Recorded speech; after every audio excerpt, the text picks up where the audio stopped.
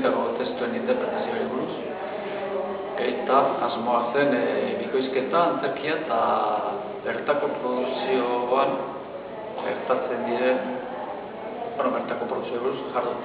Orduan, ze itzulpen mota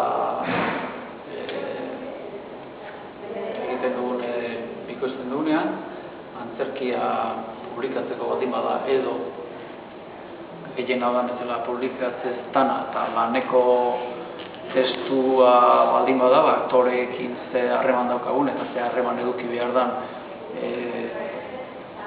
itzulitako hori benetakoa izateko eta Goenkale eta Martin bezalako telenoveletan nola lanek egiten dugun testuekin interpretatzeko.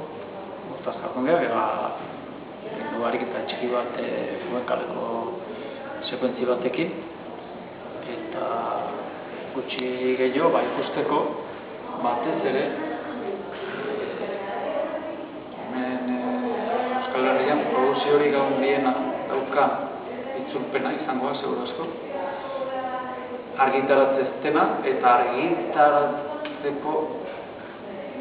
argitaratzeko ez dena gaina.